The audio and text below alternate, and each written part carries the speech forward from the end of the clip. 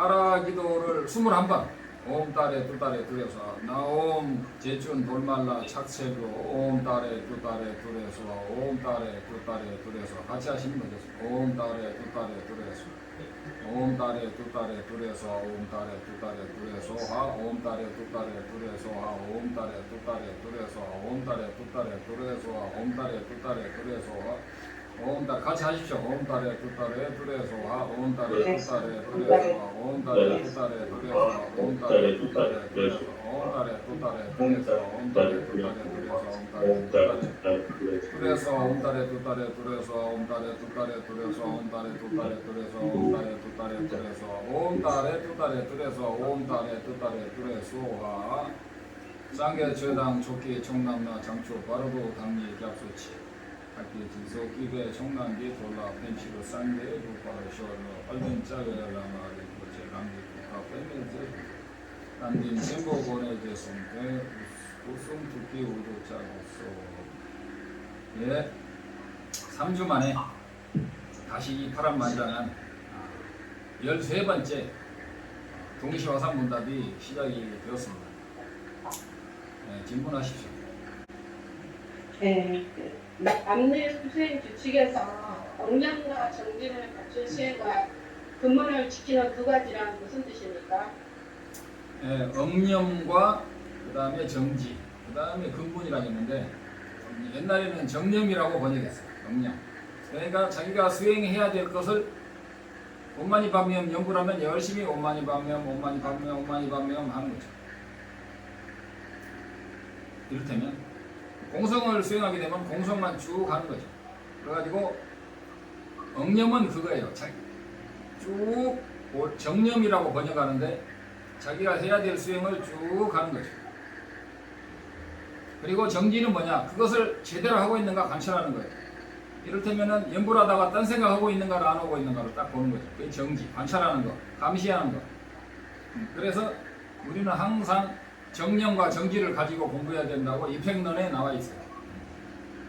그 다음에 근본을 잘 지키는 수행은 우리는 보고, TV 보고, 노래 듣고, 맛있는 음식, 식도락하고, 쾌감을 찾아서 보고 듣고 맛봄으로 온 세계를 그 쾌감이라든가 즐거움을 위해서 우리는 온 한평생을 그렇게 많이 살고 돈 생기면은 세계 일주 다니면서 보고 듣고 하면서 자기를 즐겁게 하기 위해서 세상을 살아요.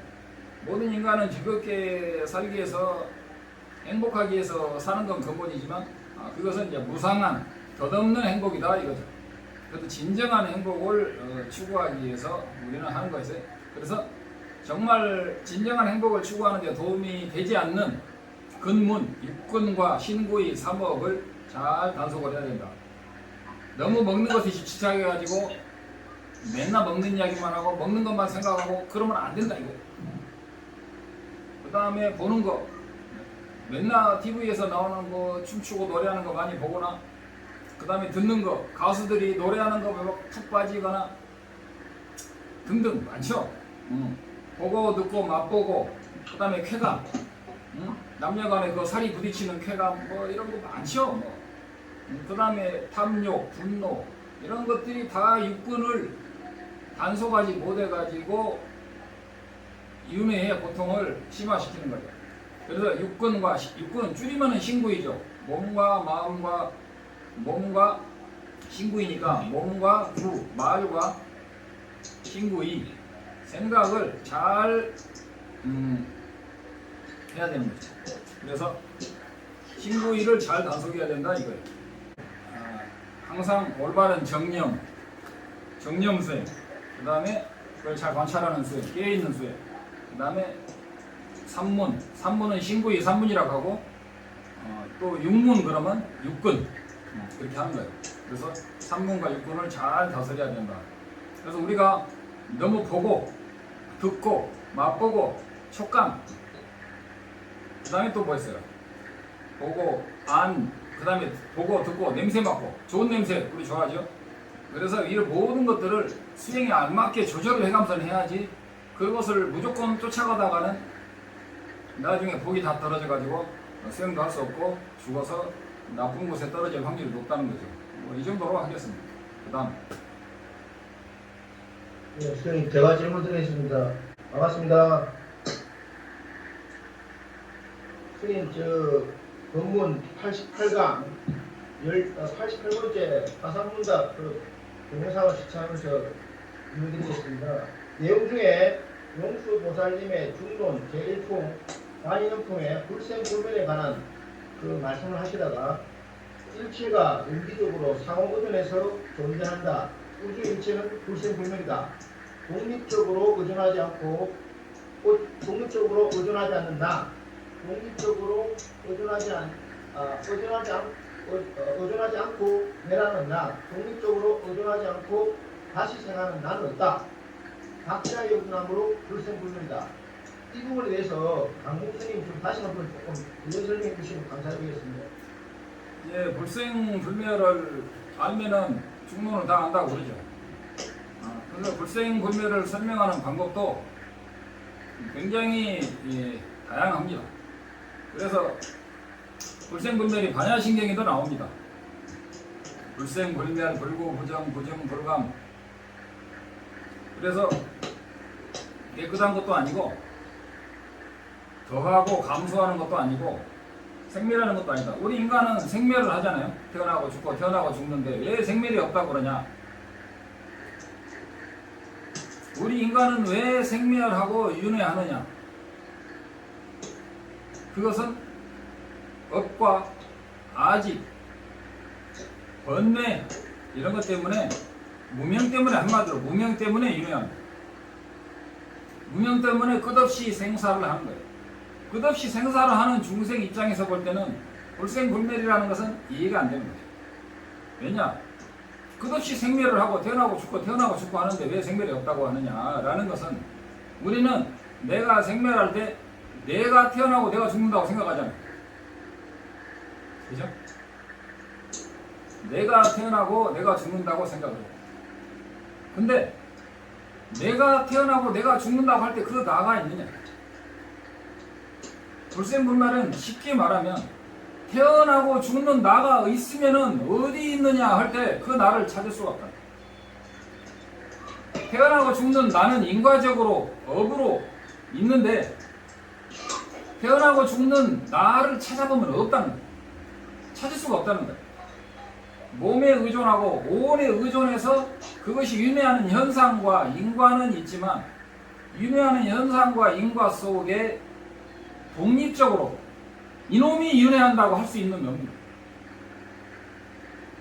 그 주체가 없음을 완벽히 아는 것이 설일체유부부터 자린논증파까지 그런 비륜논증은 한 차원 더 높은데 그런 주체가 그런 윤회하는 주체가 없어. 그러면 아무것도 없느냐? 없다고 하면은 단멸에 떨어지는 거예요. 이게 굉장히 조심해야 되는데 아무것도 없으면 단멸에 떨어지는 거예요.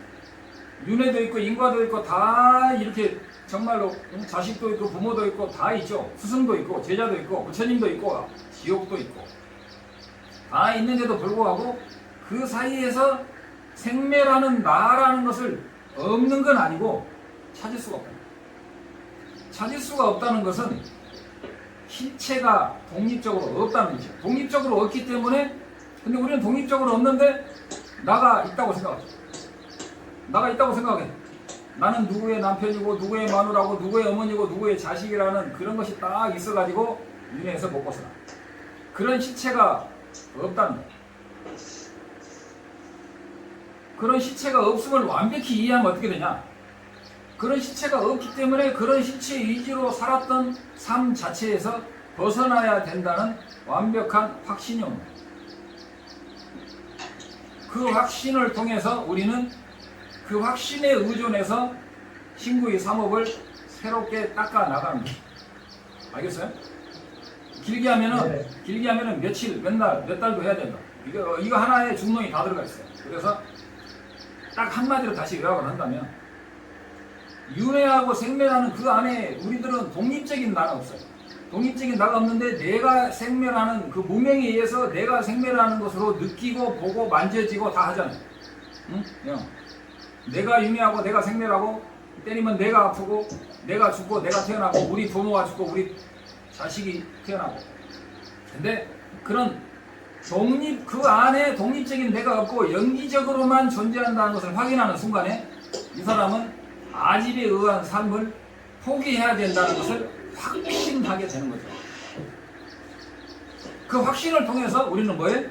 십선법을 닦고 오계를 닦고 공성을 닦고 지금까지 모든 걸 나를 중심으로 살아왔던 그 나를 중심으로 사는 게 아니고 내 욕심을 비우는 쪽으로.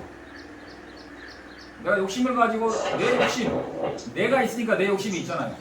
내가 어떻게 하면 행복하게 살까? 어떻게 하면 나를 행복하게 살까는 그런 관념이 존재할 수 없다는 확신 속에서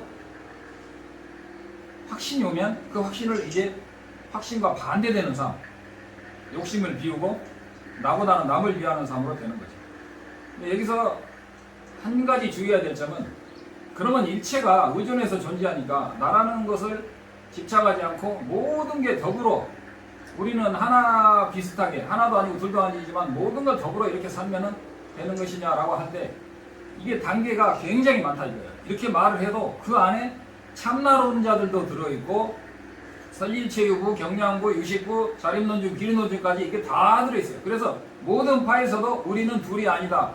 그래 행복하게 살자는데 불교에서는 그런 참나론이나 텅 비어서 우리는 둘이 아니다고 하는 그런 것하고 다르고 불교는 불일불이야. 또 불생불멸에 또 들어오는 것이 불일불이. 불교는 둘이 아니지만 불일 하나도 아니야. 하나라면 서가모니 불이 성불 하셨을 때 우리도 다 성불이야. 하나가 아니에요. 그러나 둘도 아니죠. 하나도 아니고 둘도 아니다. 이런 것을 완벽히 알아야 되지. 그냥 말로만 우리는 일체가 둘이 아니니까 그렇게 알고 수행하는 참나 이론도 많이 있는데 그것하고 완벽히 구별할 수 있는 생각, 견해를 완벽히 확립을 해야 돼. 그래야 윤회에서 벗어나지. 그냥 일체가 둘이 아니고 어떻게 보면 일체는 하나고 일체 뿌리가 하나라는 그런 단순한 생각 가지고는 절대로 윤회에서 벗어날 수는 없고 그 정도 생각은 육사윤회에도 육사외도에도 있다는 거. 이 정도 하겠습니다. 또 다른 질문. 네, 선생님 잘 들었습니다. 다른 질문 드리겠습니다. 제2품에 중론 제2품에 관거래품에 가는 자는 가는 행위에 의존해서 존재한다. 그리고 제8품에 관작자품 행위와 행위자에 관한 관찰의 그 품에서도 행위자는 행위에 의존해서 존재하듯이 행위는 행위자에 의존해서 존재한다. 저는 그렇게 지금 이해하고 있습니다. 그렇다면 방금 좀 전에 스님께서 설명하신 제1품 불생불멸의 관점에서는 제2품, 제8품 가는 자, 행위자, 행위 가는 자와 가는 행위를 어떻게 변지해서 설명해 주시기 좀 궁금합니다. 하나를 알면은 다 알게 돼 있어요. 염주를 108염주를 하나를 딱 들면요 108염주가 다 따라. 불생불멸을 알면 거의 완벽히 알면 불거불례도 아는 거예요. 왜 가고음이 없느냐? 우리는 다음 생으로 가잖아. 어릴 때부터 지금까지 왔잖아. 그죠? 그거야. 전생부터 어릴 때부터 내가 왔고 나는 다음 생으로 간다는 말이에요. 그것은 생하는 것도 마찬가지예요. 전생에서 내가 이게 찰나 전에서 내가 온 것을 불내에 왔다고 볼 수도 있지만 찰나 전에서 내가 온 것을 생이라고 할 수 있는 거야. 그것을 공식에 대입해서 보면 불생불멸이나 불거불례나 원리는 똑같아. 그리고 불일불이, 불상부단도 다 똑같아. 결국은 하나의 원리 안에서 하나의 공성, 근데 공성이 복잡하긴 한데 결국은 그 안에 다 들어가. 간다는 말은 죽는다는 말과 똑같잖아. 결국은 가는 놈도 없다는 말은 죽는 놈도 없다는 말이야. 죽는 놈이 없다는 것은 내가 죽지 않는다는 말이 아니고 독립적인 내가 죽는다고 착각을 하는 것은 무명에 의존해서 내가 있지만 그것은 업식에 의존해서 이 몸을 숨이 끊어집니다. 숨이 끊어진다고 해서 그것이 없어지거나 소멸하는 건 아니고 지금까지 쌓아온 업을 가지고 바로도 상태 가가지고 바로도 상태에서 다시 자기가 쌓아온 복과 죄만큼 업을 받기 때문에 사실은 가는 현상은 있는데 그러면 가는 놈이 있느냐? 이 가는 놈이 없다는 것을 일단 알아야 되는데 가는 놈이 없고 생하는 놈도 없는 거예요. 이것을 완벽히 이해하는 게 2차적인 현상이라고 하고 이제 그것을 좀 더 미세하게 세밀하게 다듬으면 기르론적으로 가는 거예요. 일단 가는 놈도 없고 생하는 놈도 없다는 거예요. 그것을 완벽히 알아야 돼요. 그런 것은 없다는 것은 윤회가 없다, 가는 현상이 없다, 업이 없다, 그런 게 아니고 우리가 가고 업에 의해서 죽고 살고 고통받는 이 모든 것은 전생의 아집과 무명으로 인해서 그것을 받을 수밖에 없는데, 그것을 받는 그놈이 독립적으로는 없는 거예요. 즉 독립적으로 없는데도 우리가 독립적으로 받는 것처럼 온몸으로 느끼는 거죠. 내 자식이 있고 내가 있잖아요. 내 자식과 나는 분명히 구분이 되잖아요. 그러나 그것은 중생의 무명으로 볼 때 구분이 되는 것이지, 연기적으로 볼 때는 독립된 나라든가 독립된 자식이라든가 부모라든가 이런 것은 존재할 수가 없다는 것을, 이런 것을 확실히 아는 것이 견성이고, 그 외에 바로 어떤 것이 부처님이 오신 견성법이냐 그러면 뜰 앞에 잣나무니다.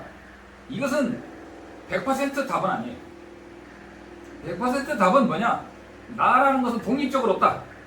이것이 80% 답이고, 독립적으로 없으면서 독립적으로 없다는 것마저도 연기적으로 이름만으로 존재한다는 것을 완벽히, 연기적인 공성의 단계가 막 서너 단계가 있는데 마지막까지 종각파 존자께서 말씀하신 마지막까지 모든 것이 이름하여서만이 존재한다는 것을 이해하게 될 때 그것이 견성이에요. 어떤 것이 부처냐? 뜰 앞에 잣나무다. 이것을 보는 놈이라니까. 자신 있게 말합니다. 알겠느냐? 보이느냐? 이게 절대 그 성품아. 보는 놈은 성품이 이걸 본다고 생각하는 사람이 있는데 그건 완전한 착각이에요. 그렇게 강의한 사람 지금 굉장히 많아요. 나 누구라고 말하는. 이건 성품이 보는 게 아니야.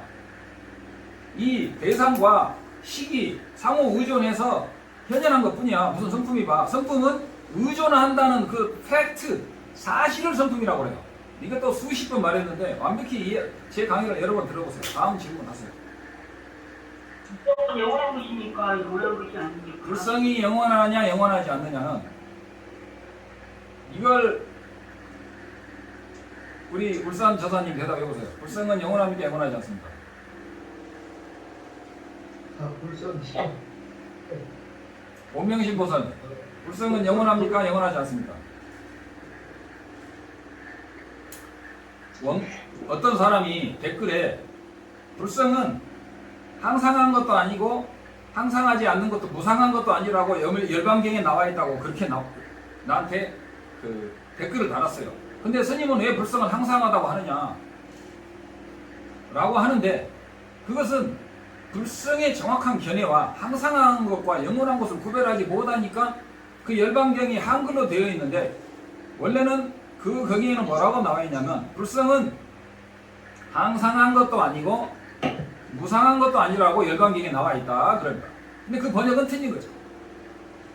산스크리트어나 티베트어를 번역하는 과정에서 항상한 것과 영원한 것을 구별하지 못하고 믹스를 시키니까 그런 일이 나오는 거예요.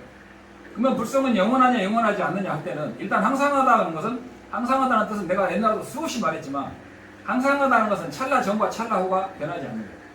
무상하다는 것은 찰나 전과 찰나 후가 변하는 거예요. 모든 식은 무상이에요.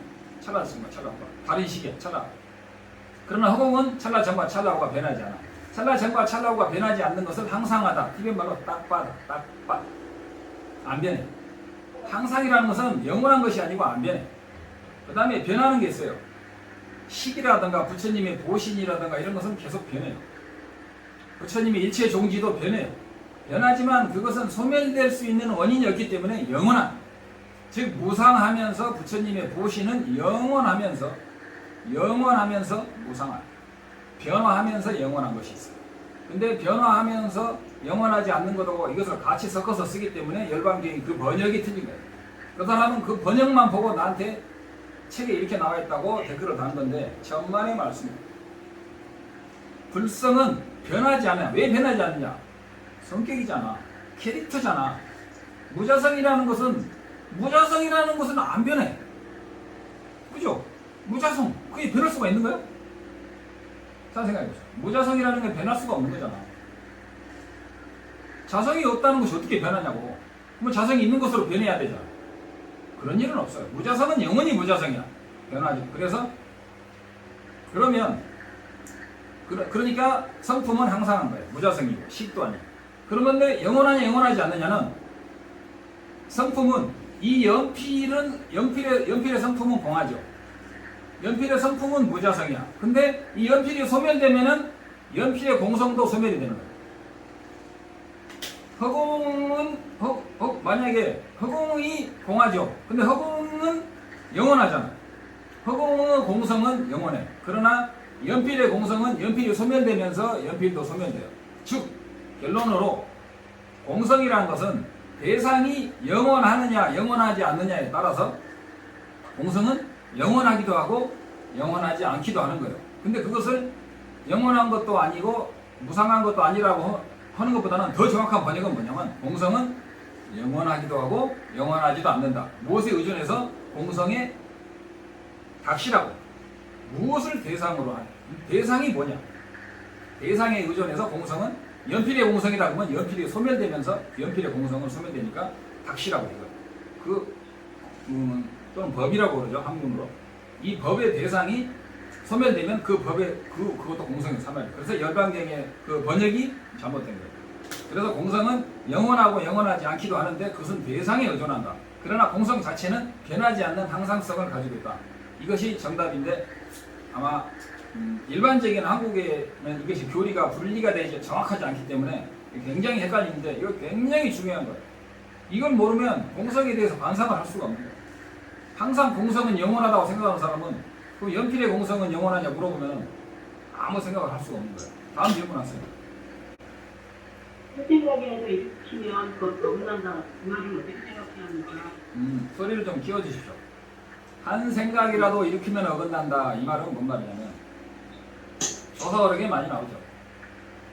즉 한 생각이라도 일으키면 어긋난다. 그러니까 그러면 한 생각도 일으키지 않아야 된다고 사람들은 많이 생각하죠. 그래서 어떤 사람이 조주 선사한테 여쭈었어요. 그러면 한 생각도 일으키지 않으면 어떡합니까? 한 생각도 일으키지 않으면 죄가 없습니까? 물어보니까 조주 선사가 뭐라고 그랬어요? 수미산 그랬죠. 수미산은 뭐냐면 수미산이 이 집만 하면 태양은 이 볼펜 같은 것이 이 집을 돌듯이 태양은 이 수미산을 도는 아주 작은 행성에 불과해요. 그러면 한 생각 일으키면 문득 어긋난다. 한 생각 일으키지 않으면 수미산 같은 죄가 있다. 즉 생각을 일으키거나 일으키지 않거나 둘 다 죄가 되는 거예요. 그러면 어떻게 해야 되냐? 이게 도대체 무슨 뜻이냐라고 할 때 오리지널 중론의 해석서에 보면 나라는 집착을 가지고 있는 사람은 생각을 일으키거나 일으키지 않거나 둘 다 틀립니다. 나라는 것이 본인 전제가 되어 있기 때문에 좋은 생각을 해도 유루의 선이고 나쁜 생각을 그래서 나라는 집착이 있는 상태에서는 생각을 일으키면 틀린다. 그러면 생각을 일으키지 않으면 생각을 일으키지 않아도 수미상 같은 죄가 있다는 거예요. 그래서 나라는 집착이 소멸되는 게 중요한 거예요. 그러면 생각을 일으키면 문득 어긋난다 할 때는 견성하기 전의 이야기예요. 견성하기 전에는 쓸데없는 생각을 최대한대로 줄이는 거예요. 견성하기 전에는 무슨 생각을 일으키면 그게 아집으로 일어나요. 나라는 내가 생각을 하는 거예요. 그래서 화두를 뚫을 때는 내라는 것이 없음을 알아야 되기 때문에 나라는 생각을 일으키지 않고 화두라든가 방편에 집중하는 거예요. 근데 무슨 생각을 일으키고 무슨 행동을 했다 하면 자기가 들었던 화두를 놓아버리고 자기 아집이 또 굴러가는 거예요. 그러고 나서 저녁에 밤에 한 9시나 10시나 앉아가지고 2시간 동안 명상하는데 사실 2시간 명상하고 나면 22시간은 뭐야? 아집의 시간이잖아. 그렇게 공부해서는 영원히 못 깨쳐요. 그래서 한 생각 일으키면 틀린다는 것은 생각을 일으키지 마라고 생각하는 사람이 있는데 절대 아니다 이게. 근데 우리는 생각을 일으키면은 일으키지 않으면 허물이 없다라는 또 말도 있어요. 근데 조주 선수가 뭐라 했어요? 생각을 일으키지 않으면 수미상 같은 죄가 있다고 하는 걸 알아야 돼요. 중요한 것은 일으키고 일으키지 않든 일으키는 주체가 공함을 알아야 되는 거예요. 그것을 알기 전에는 잡생각을 일으키지 마라. 잡생각을 일으키지 마라.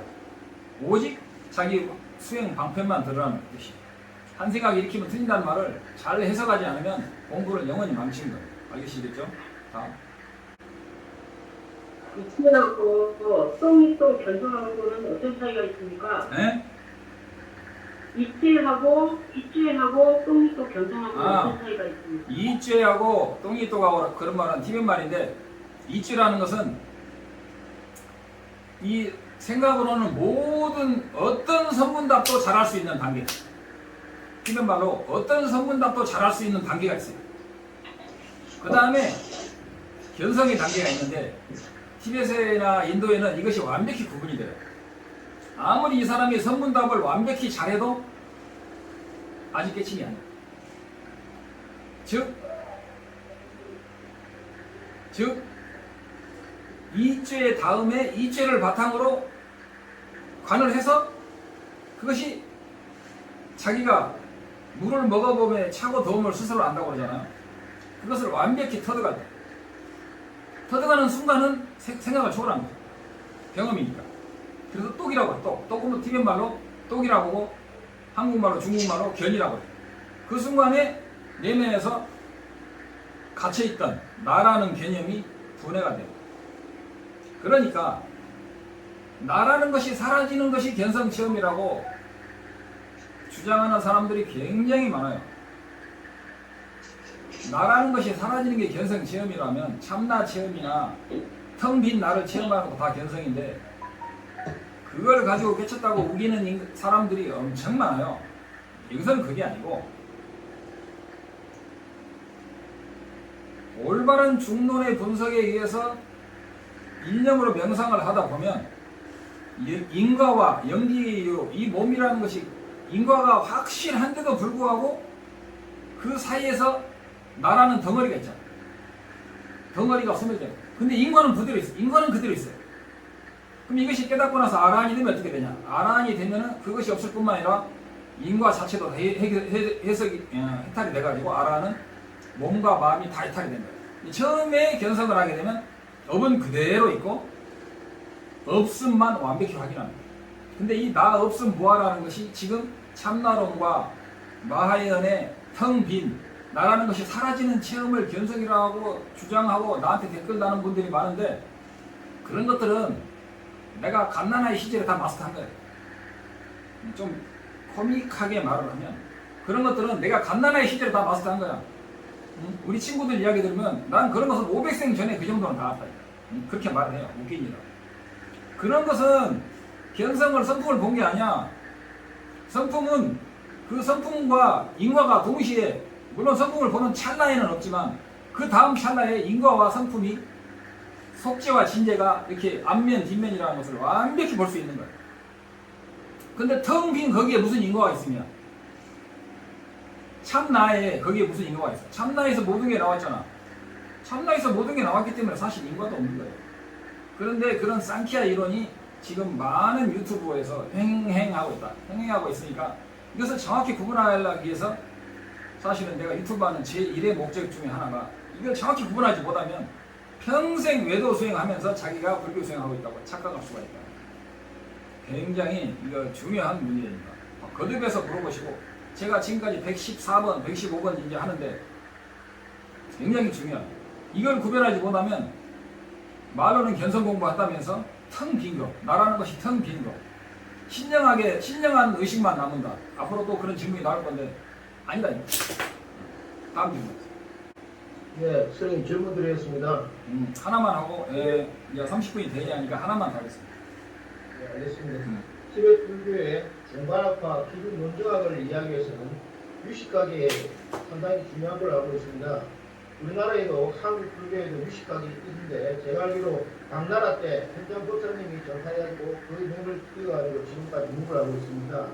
신이 보시기에 우리나라 한국 불교 유식학은 티베트 중간학과의 기준 논증을 이해하는데 도움이 됩니까? 유식을 모르면 되게 어떻습니까? 유식을 모르면 자립을 모르고, 자립을 모르면 귀를 모르고, 적어도 유식을 모르면 중간학파를 아는 사람은 열에 한 명도 부족하고 100명에 한 명은 알 수가 있는데, 유식을 모르면 귀를 모른다고 해요. 티베트에서. 왜냐? 그 다음에 유식하면서 유식을 설하는 사람 중에 이거 딱 이게 시계가 시기냐 시기 아니냐 물어보면 대부분 시계를 이게 시기 우리 울산 저사님 이게 시계가 시기입니까? 유시계에서 볼 때 시기입니까 시기 아닙니까? 시기야 시기 육식이라고 하잖아. 이거 시계야 시기 아니야? 유시계에서 시계 뭡니까? 시계는 그 물질이 때문에 시계 없다고 전하는 것입니다. 만법 유식인데 일체가 시계 해는이다. 이게 시계요 시계 아니야? 그건 시계 아니라고 봅니다. 그러면 만법 유식하고 틀리잖아. 성남보살님 이게 시계야 시계 아니야? 유시각에서 볼 때. 그래서 우리 울산 저사는 컨닝을 한 거야 제 강의를. 그래서 이게 시계 아니란 걸 알아. 근데 제가 한국에서 여기 40대 후반에 갔죠. 나는 이것이 시기인가 보다 그랬어요. 왜냐? 일체가 시계 현현이니까 이것도 시계 현현이잖아. 그죠? 근데 여기 와보니까 원래 유시각에서는 이걸 시기라고 절대 하지 않아요. 원래 유시각에서 모든 물질을 시기라고 하는 경우는 없어요. 그러면 만법 유식이라는 건 뭐냐면 이것이 시계라는 것이 알려면 내 식이 없으면 모르잖아요. 결국은 일체가 식을 통해서만 현현한다. 업식도 마찬가지. 자기 업식에서 물을 아기들은 피고름으로 보잖아요.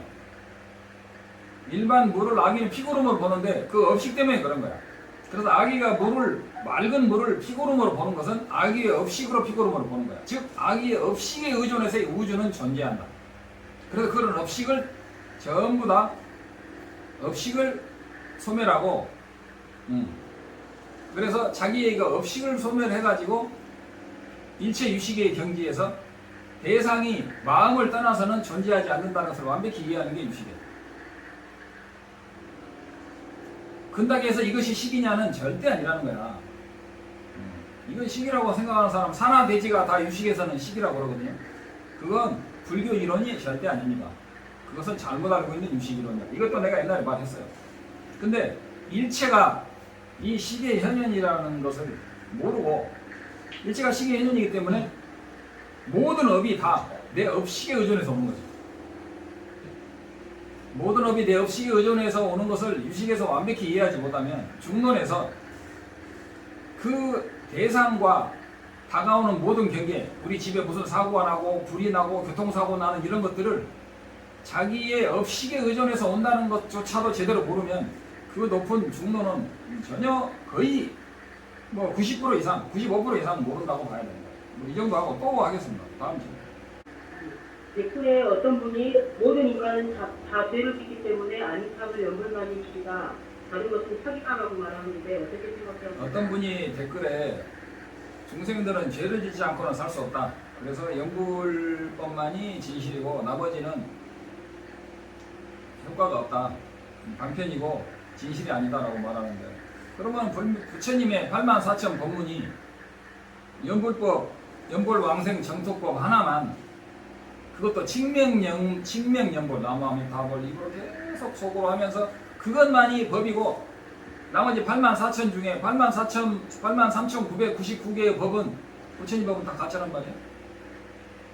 그분 말로는 모든 인간은 죄를 짓기 때문에 그 법만이 유일하고 나머지는 정토법이 왜 있겠냐. 정토법을 보면 나머지 법은 다 가짜다. 그것은 내가 한번 댓글을 다루다가 그냥 말이 너무 많아서 안 했는데 우리가 인간 몸을 받은 것 자체가 뭐냐. 삼학도와 삼선도가 있잖아. 육도 윤회에서 삼학도가 삼선도라는 것은 죄보다 특히 정상적인 인간은 죄보다 복이 많기 때문에 전생에 5개를 지켰기 때문에 인간 몸을 받는 거야. 죄를 하나도 짓지 않고 살 수 있는 인간이 없느냐라는 것은 문제의 초점이 아니고 지장경에 모든 중생은 손을 하나 들고 눈 한번 찡긋거릴 때 죄 아닌 것이 없다라고 지장경에 나와요. 그러나 중요한 것은 초점은 그게 아니고 우리는 죄를 짓지 않고 살 수는 없어요. 만약에 물을 끓이면요 물 안에 엄청난 중생들을 물을 끓여서 먹어요. 그래서 원래 스님들은 물도 못 끓여 먹게 돼 있어요. 그러나 그것 때문에 수행을 못한다고 생각하는 것은 난센스예요. 그래서 우리는 그럼에도 불구하고 부처님 법을 만날 수 있는 전생에 복이 있고 그 바탕에서도 그 죄를 소멸하고 우리가 그러잖아. 그러면 돈을 쓰지 않는 사람은 없죠. 그러나 돈을 얼마큼 쓰던 것보다 그보다 2배, 100배를 많이 벌면 되는 거예요. 죄를 짓지 않기는 힘들지만 최대한대로 5개를 지키고 10선을 지키고 비구스님 같으면 250개를 지켜서 죄를 최대한대로 줄이고 그것을 호사를 하고 해가지고 그보다 훨씬 몇백 배, 몇천 배 많은 구족계 같은 것은 뭐냐면 이 계를 받으면 원래 아라한이 된다. 그리고 그 254개를 지키면서 수행하면 누구나 아라한이 된다. 부처님이 돌아가시고 500년까지는 출가만 하면 다 아라한이 됐어요. 그 사람들이 다 죄가 있는데 어떻게 아라한이 되냐 아니고 최소한도로 죄를 적게 시주들의 은혜를 적게 짓고 공부를 많이 해서 다 아라한이 되는 거예요. 그래서 인간은 죄를 짓지 않는 사람이 누가 있느냐보다는 그 죄를 최대한으로 적게 짓고 최대한으로 복을 많이 지어서 윤회에서 벗어난다. 쉽게 이런 정도로 하고 있습니다. 그러다 그분들이 너무 댓글을 많이 막 복잡하게 달아서 대답을 하다가 말았습니다. 다음 주. 수행의 체계가 부정된 것이 언제부터 수행의 체계를 부정하게 된 것입니까? 예, 수행의 체계다. 수행의 체계라는 말이 왜 나왔냐면 언제부턴가 깨치면은 성불이라고 하는 이야기가 이 세상에, 한국에, 중국에, 일본에 퍼지기 시작했는데 그것이 인도와 티벳에서는 티벳은 놔둡시다. 인도에서는 인도 불교가 나란다가 AD 한 1100년인가 나란다가 붙었죠. 서가모니 부처님이 BC 1000년쯤 사람이니까 1024년이죠 정확히. 2100년 동안 인도에서 불교가 융성했지만 2100년 동안 그 어떤 용수보살이나 성천보살, 무착보살 인도 2100년 불교 역사에 견성하면 성불한다는 것은 아무도 입에 올리지 않았어요. 견성을 통해서 성불할 수는 있지만 견성 즉 성불이라고 하는 사람은 인도 불교 2100년에 없었어.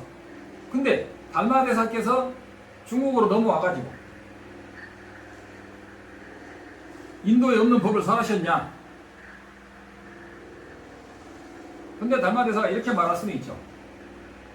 견성을 하면은 부처고 성품이 얻으면 중생이라고 한 것은 하나의 단면, 아주 한 면만 말한 거예요. 그런다 해서 그러면 견성 즉 성불이냐라고 하면은 그건 아니죠. 그걸 만약에 달마대사가 말했을 수는 없어요. 했다면 그건 아니죠.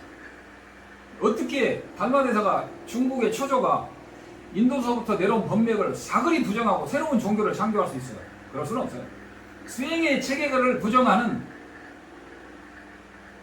견성을 하면은 반드시 범부고 대승에서는 그걸 지전보살 그럽니다. 초지에 이르기 전에 보살이다. 초지에 이르면 자기가 100개의 불국토, 다른 수미산 100억만 광년 밖에 있는 수미산 세계에 자기 100개의 불국토를 따로따로 불국토에 자기 분신을 따로따로 우리처럼 놔둬가지고 100명의 부처님한테 법문을 따로따로 들을 수 있는 게 초지야. 견성하면 성불하고 있는 그분이 100개의 분신으로 100개의 불국토에 그거라도 가는지 나는 물어보시고, 그리고 그런 것은 2100년 동안 인도 불교에 없는 이야기다. 그것이 중국에서 나중에 조금씩 변질된 것이지 견성에서 성불할 수 없다는 것은 마명보살의 대승 귀신론에도 나오고 화엄경에도 나오고 능엄경에도 나와. 근데 그런 모든 단계를 무시하고 견성하면 바로 꼭대기에 간다. 그건 인도 이론이 아니고 중국에서 잘못 오해한 개념이라는 거예요. 견성하면 일이 끝난다고. 용수보살이 그렇게 말했어요? 마명보살이 그렇게 말했어요? 아니다 이거죠. 성천보살도 그렇게 말 안 하셨어요. 근데 견성하면 성불이라고 하는 것은 수행체계에 제대로 들어오지 않았다. 달라라마께서 말하신 대로 올바른 수행체계가 완벽히 들어오지 않았다는 거죠. 여기까지 하고요. 1분 쉬었다가 2부를 하겠습니다.